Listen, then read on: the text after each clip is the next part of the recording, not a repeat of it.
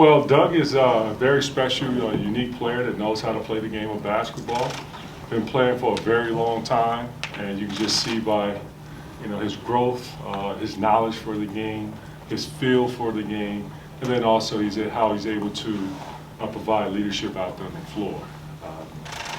We're very proud of watching his growth since the time he stepped foot on campus back in July, and each day he's been a joy to coach. You can ask his teammates how he's competed out there on the floor and how they all really enjoy playing with him and playing against him. But from my eyes, what I've witnessed is that this young man will have a huge impact on our program. On your left with James. Hey, Juwan, I guess what was it like meeting Yusuf for the first time, and I guess what were your first impressions? It was great. It was great.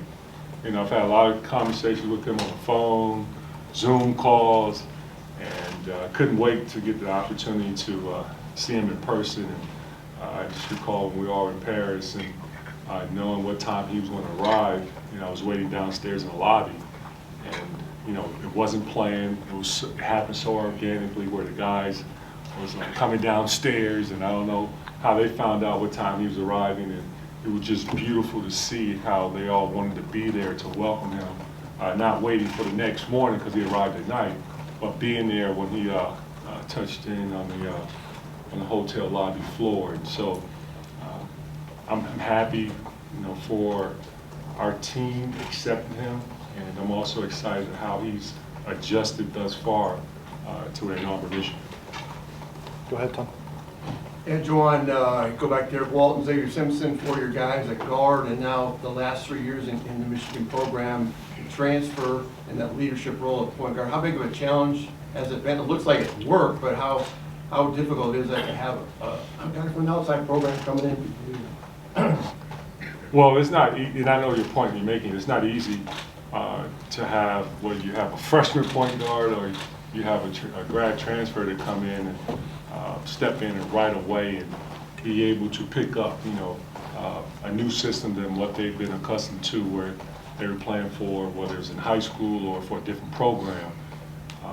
But that's where we as coaches, we embrace the opportunity to teach, learn and grow. And we learn too as coaches as far as learning your players and what makes them, and what they of course get excited about, what's their skill level is like, and what's the communication part is like, and then what they know as far as from a basketball IQ level. And with that, I'm always about helping our players in any way that I get an opportunity to coach them. I love to see the growth in each player, and now with Jalen, who come from Princeton, and Doug, who's from Paul VI, they came from really good coaches. Yeah, piggybacking off of that, I mean, you've obviously done this 2 years in a row, so I wonder what sort of things you've learned about how to quickly integrate someone into that process, and then specifically with Jalen, what was it that really drew you to him and just sort of that match? Well, let's give Ward credit. Ward decided to hire me, so that was something there that he felt that me as a coach that he would trust and lead in his program. And from what I've learned as a coach and starting as a player, and then also learning from other coaches that I played for, and then you're adding the fact that I've been an assistant coach with the Miami Heat, with a Hall of Fame coach who I work for, that in coaching, they're always going to be something evolving. It's always going to be fluid, and you have to be ready to pivot on what is being thrown at you, and it's been fun. Stay down in front with Larry. Juwan, a year ago, you and your players were talking about, national championships and real big goals. How would you describe the expectations for this team this season? I guess you can take a wild guess. Nothing changes. We always winning, always thinking about winning and growing and working hard to go after our biggest challenge and also one of our biggest goals, and that's winning championships, not just one. Our goal is always, we look at and identify that we are playing in one of the toughest conferences in college basketball, and some would say the toughest conference, and that's the Big Ten. And then you look at, from that level, of all the great coaches, players that plays in the Big Ten, that's always going to be a challenge. And because teams do a great job of scouting you and vice versa. You also get to know each other because you play against each other sometimes, not once, but twice. And then you face your opponent again in the Big Ten tournament. So that's another one of our goals, to win that championship. And then the last but final, the ultimate NCAA championship. And that's something that I've always been peeking at, scratching the surface since the time when I played here at the University of Michigan. And haven't done it yet, but I'm always fired up about it. Let's go. Move over to Connor. Right. Back in August, you kind of mentioned working on the defense for this season. What specific adjustments have you guys started making? Sorry? Back in August, you mentioned like working on the defense for this season. What adjustments have you guys made? It's always about growing. You're growing on the offensive end as well as the defensive end. We will continue to keep working, and we will put the work in today. On your left with John. I know you feel like you have a roster full of sons, but 2 of them are named Howard. Can you talk a little bit about that, and if you ever catch yourself maybe being a little tougher on them than other guys? Well, I'm going to tell you this. Like, my boys know this. I love them. I love them unconditionally. They always are going to be special in my eyes. They are unique in a lot of ways, and both are very different.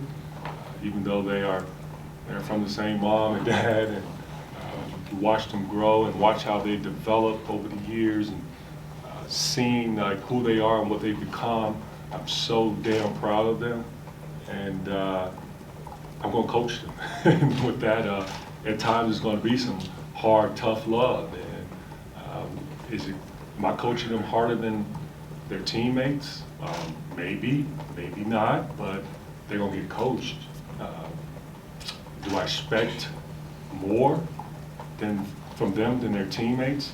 I expect a lot from all of them because of the way how we've as a staff has developed this culture and what we expect, and it's a marriage, and that's where it makes it fun for us, is that they have responsibility, so do we, and our responsibility is to love each other, grow, help each other grow. And I know I've said this before, and I'll keep saying it until I turn blue in the face, is that we do a fun job of like allowing our players to have an active participant and a voice within the culture and also within the team. And with my boys, they are a large part of that. The beauty of it is just watching how their teammates and staff have accepted them. Move over to Paul. Hey, Juwan, how have you seen Terrence Williams grow as a leader since when he got here to now being named a captain? Well, he's grown a ton. As soon as he stepped foot on our team, and this was like during the COVID, right away, I knew from the time I recruited him that he was a guy that had a great feel for the game of basketball. Also, you put him out there on the floor, he's going to figure it out, but he also is going to impact the game when it results to winning. And sometimes in a box score, you'll look at it like, wow, 4 points, or I'm just going to use an example, 4 points, 6 rebounds, or you might look at it one time in a box score, maybe 12 points and 3 rebounds, 4 assists. But that's the way how he has a way of just impacting the game. And with that, he played his freshman year, and he played because he earned it, and because we also trusted, what he's going to do out there on the floor and how he's able to pick up things right away. And then, like I touched on earlier, his feel for the game with his IQ.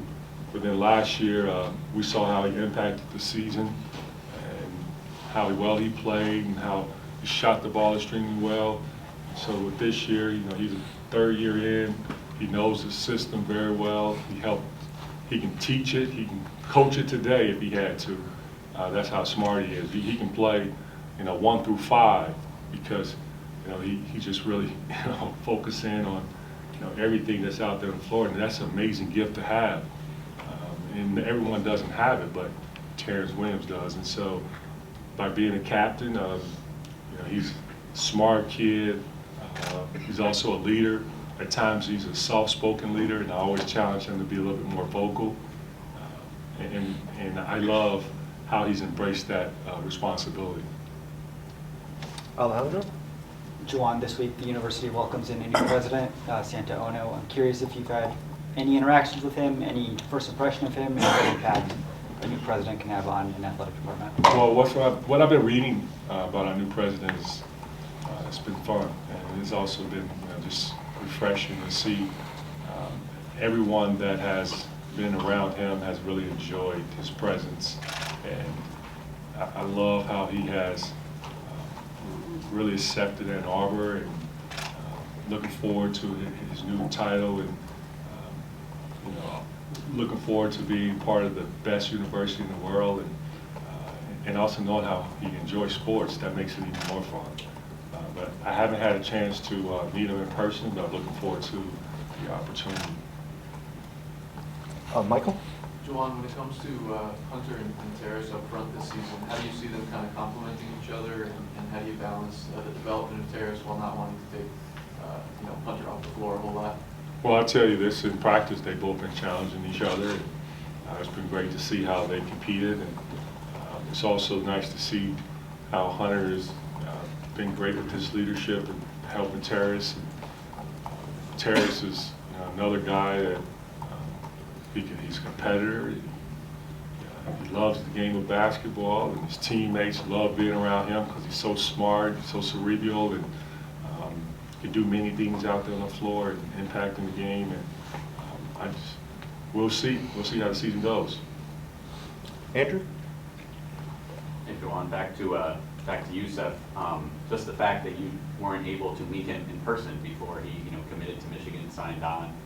What was that like, having to do it by phone and get a feel for him as a as a fit? And I know that's a very important thing for you.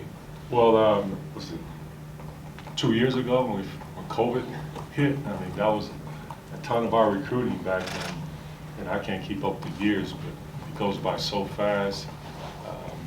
Haven't had really a normal year yet since the time I've been the head coach. So we just have to figure it out as you go. And I think we've all in this room have figured out how we can use Zoom and do things remotely. Like, I'm sure with your job, you've worked a lot at home remotely. That's just been some of our new normal, and that's with Yo-Yo. We've been able to connect a lot with Zoom calls and phone calls and FaceTime. And then what have you learned about him, maybe even off the court, that you didn't know during that Zoom recruitment that you picked up since he's been here? Well, we still are getting to know each other more and more, but there's always new things, especially when you interact with kids. I don't know, do you have kids? Yeah, there's always something new with kids, and he's not a man yet, so I can call him a young man. Still a kid to me. Back over to Paul. Has the way you approach the preseason preparation changed from your first season as a head coach here at Michigan to now in your fourth season? I'm still boring, saying stick to the same thing, same script.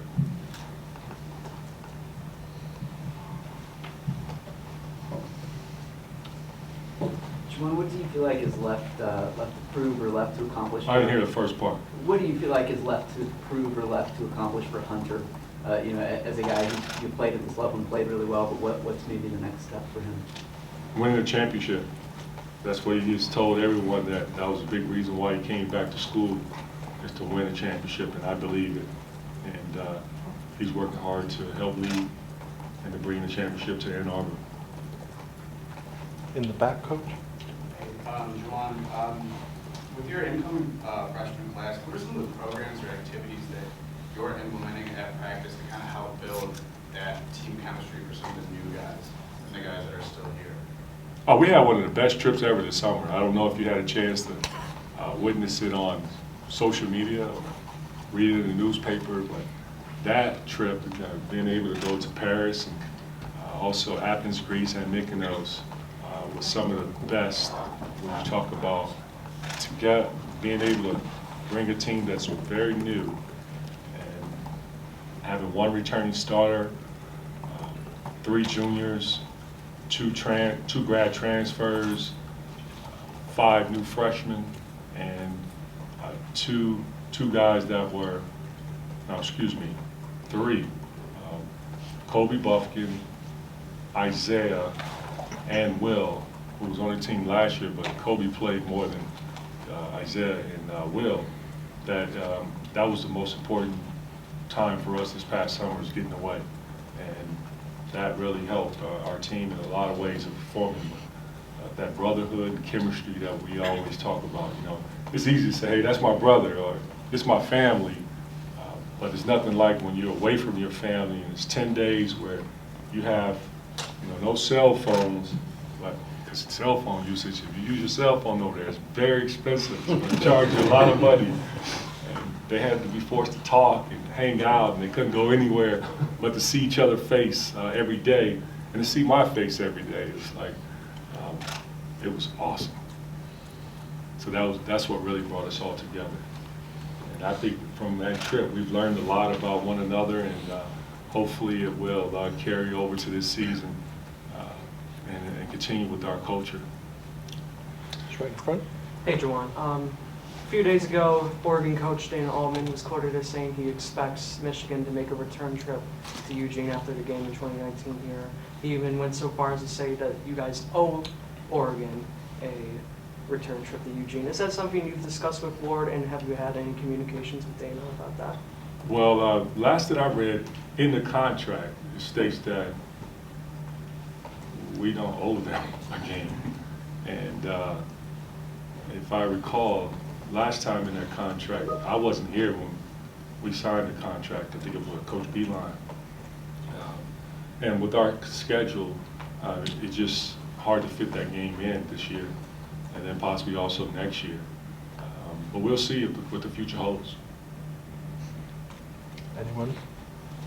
Next. But that word is that's very tricky.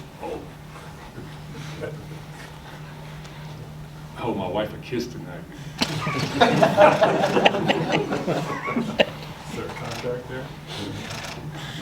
Hell yes, a contract. Juwan, with Kobe, what have you seen year two Kobe now that you've been at it in practice for a while? Man, Kobe's been great. Kobe has a chance to really impact this team in a lot of ways. Shoot the basketball, he can score, really good finisher at the rim. He has really accepted the fact that what his timetable is, and knowing that what his timetable may be is different from others, and that's hard. That's hard, but he's very mature in knowing the person and what the player and what his goals are. And I love how this. I said it earlier before in some of our press conferences. I think you were there. Was this summer and spring he had stayed here in Ann Arbor and worked out pretty hard with Sandman, and then also he worked out in the gym. Some of our managers came in here alone at times and got a lot of work in. Spent time in California working out with a trainer that he's very comfortable and familiar with.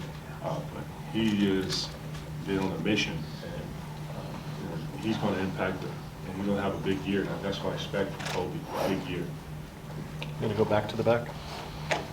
Hi. So we talked a little bit about sort of the team building and sense of brotherhood amongst the players, which is, in a sense, the family within a larger family of the university. So for this upcoming season, what would you say is the message to the overall U of M family, from the visitors, the fans, and alumni? What is the overall message that you want to send to them with this upcoming season?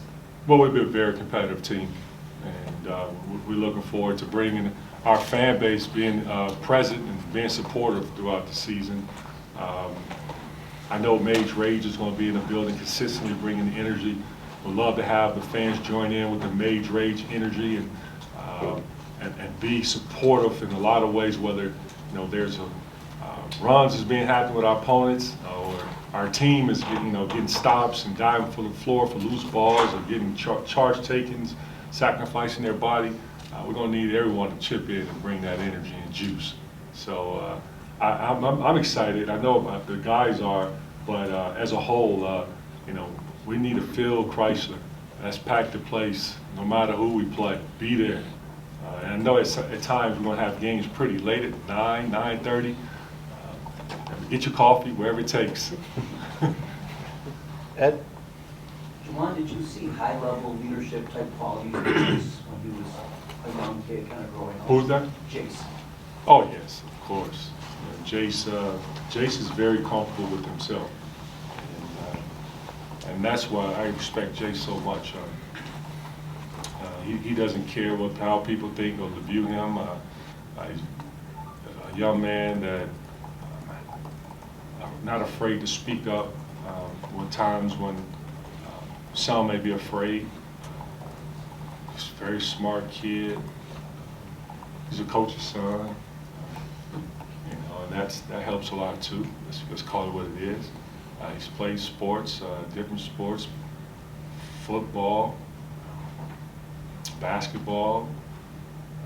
But he's been a leader in the classroom, so it translates very well. And nice to see how he's been able to take on that voice this year and not be afraid. But he's learning from guys like Isaiah Livers. Isaiah Livers was a guy that was big in his ear when Jace was a freshman, helping Jace transition here at Michigan. Shawnee Brown was another great leader for Jace. He picked up a lot from Shawnee Brown. Shawnee was consistently bringing leadership every day in practice with his voice, his hard work, and toughness. And Jace has really took notice of that and has brought that every time he's getting an opportunity to in practice or in games when he played last year. So I'm not really surprised, but I am happy for him and his growth. And being a captain for this team, we're going to need his leadership. He deserved to be a captain. The guys, his teammates respects him. And it was just nice to hear, like Jet one day, we were talking and we were just chatting it up. And I try not to talk about basketball a lot when I'm at home with my boys. And Jet just brought it up. He was like, "Dad, you did it right." And I'm waiting. I'm like, what are you talking about? He's like, the captains that you chose, those are the right leaders for our group. And this was after when we got together in July, because of the summer session, we were allowed to work 4 hours per week with one another. And then we had 10 practices leading up to Europe. And then we went over to Europe and played those 3 games. And I just watched the team. And sometimes, and I've been on teams where the players are allowed to vote for their captains. And I've been on those teams where the guys that they vote for a captain end up being the guys for a popularity contest. And are those the guys that really leading, or do they really know how to lead? And sometimes no. And folks lead in different ways, and I know some people are not just natural-born leaders. And so with Jace, he's a natural-born leader. Michael? Juwan, with Caleb and Eli moving on, that's a lot of three-point shooting that they took with them. What have you seen from the group when it comes to perimeter shooting, and who do you think can step forward there this season? Gotten better from the three-point line. Gotten better. You'll see it this year. Go ahead, Sam. Juwan, to pick up on what you just said about the popularity contest, I'm curious, the Hunter leadership quotient, different having guys want to have fun with you and having them follow you. What has that process been like for him? Is that a continuous challenge to him for you? And then with Cole, get back with him, he's not a very quiet, a very loud guy, right? He's kind of a quiet dude. Have you kind of seen him be more vocal? Yes. Great question. Hunter, he's a different kind of leader. Like last year, Hunter, he's a leader, but he led more by example. And he allowed Eli to be more of a vocal leader and challenged Hunter to be more of a leader. And he just didn't want to get out of his comfort zone. But granted, Hunter, everyone loves him. He's so funny. He doesn't mind being the villain, and he takes on that role to take pressure off his teammates. I'm like, that is pretty special, because a lot of guys don't want to get uncomfortable like that. Doesn't like going on the road and people having to boo them every time they touch the floor, touch the ball. And I said, I see Hunter. I see where he's a genius. He's pretty unique in a way. And then, yeah, I said genius. Yeah, right, he is. And then this year, I challenged him this summer. I said, hey, we're gonna need your leadership. And he accepted that role. And he's been more vocal, knowing that he doesn't have an Eli he can rely on. And with Kobe, he is soft-spoken, but he's smart, he's sharp. And when he speaks, people listen. And you don't have to always have to talk to be a leader. You have to pick your spots, and Kobe is smart enough to pick his spots, but he's also comfortable within himself, knowing who he is, and also understanding his role. And he knows that how we've played, and what we expect from guys, and the energy level in practice. But what I love about Kobe that's so special is he takes ownership when he's not doing his job. And a lot of folks can't do that. And he also will allow you to coach him. Go back over to Tom. Yeah, Juwan, a lot of presidents of former Michigan players now in the NBA. Jordan Poole, NBA champion. How much of an advantage is to have former players in the NBA and make that linkage? Is that something you can sell, obviously, as well as your background in the NBA? Well, it's been great to see how this program here at the University of Michigan has been doing great as far as putting guys in a position to further their dreams and goals. And for those who want to make it to the NBA, the success that we've had of having a lot of Michigan alums, playing on a professional level. Michigan program is, we do it silently. Some other programs, they might publicly make announcements as far as, we put these guys in the league, we got this amount of players in the league. Some programs have a different model than we have, and that's okay too. But with Michigan, yes, we're proud of our guys, but we don't stick our chest and start bragging on who we put in the NBA. But Jordan Poole and all the others that are in the NBA, starting back to the guys that played before me, and the guys that are now that recently, like the Musa and the Calebs, it's just great to see that these young men is getting an opportunity to do something they love doing and being able to accomplish their goals and dreams is playing on the next level. But let's keep in mind too that those who don't make it doesn't mean that they're a failure either. And that's the beauty of this Michigan brand and being an alumni here, is that you get an education at the University of Michigan along with a degree, you're walking right into a good paying job that's going to help support you and your family. And I'm an example of that, right? I wouldn't have this job right now if I didn't get my degree.